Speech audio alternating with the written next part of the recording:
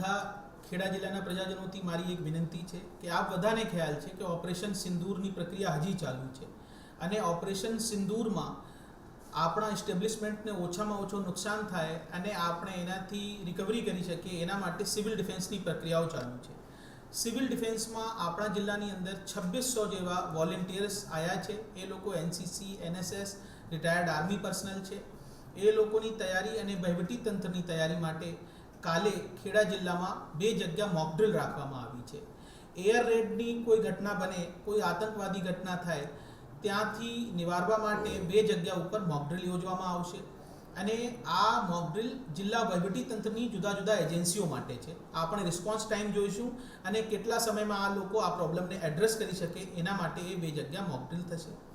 સાથે સાથે કાલે સાંજે એક અગત્યની આ સૂચના છે કે નડિયાદ મહાનગરપાલિકાની અંદર ડભાણ અને યોગીનગર ગામમાં 8 થી 8:30 દરમિયાન કમ્પ્લીટ બ્લેકઆઉટની તૈયારી છે. આ જે બ્લેકઆઉટ છે એ વોલન્ટરી બેસિસ પે છે, સ્વૈચ્છિક છે. તો બધા પ્રજાજનોથી મારી રિક્વેસ્ટ છે જે આ વિસ્તારમાં રહેતા હોય, આ 8 થી 8:30 દરમિયાન જ્યારે સાયરન વાગવામાં આવશે ત્યારે એ લોકો આ કાર્યક્રમમાં સ્વૈચ્છિક રીતે સહયોગ કરશે. આપણે આ ઇન્શ્યોર કરીએ કે આ બંને વિસ્તારોમાં કોઈ પણ જગ્યા લાઇટ એ લોકો ચાલુ ના કરે અને જે કોઈ ફરવા ગયા હોય, કોઈ વ્યવસાયિક કામથી ગયા હોય તો પોતાના વાહનની લાઇટો પણ ત્યાં બંધ કરે. અને આપણે કંઈ ગભરાવાનું નથી. આ ફક્ત તૈયારી માટે કાર્યક્રમ યોજાઈ રહ્યા છે અને વડીલો અને બચ્ચોને પહેલેથી એની તૈયારી કરાવી દે.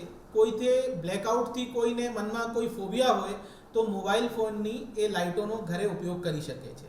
બહુ ટૂંકા સમય માટે આ કાર્યક્રમ છે. 8 થી 8:30 દરમિયાન આપને આ બ્લેકઆઉટની તૈયારીને સફળ બનાવવું છે અને જો કોઈ આમાં અવકાશ હશે, કોઈ ત્રુટિઓ હશે તો હવે ભવિષ્યના જે અમારા જે ઓપરેશન શીલ્ડ અંતર્ગત આ પહેલો રિહર્સલ છે તો બીજા રિહર્સલ દરમિયાન એને અમે દુરુસ્ત કરીશું. ધન્યવાદ.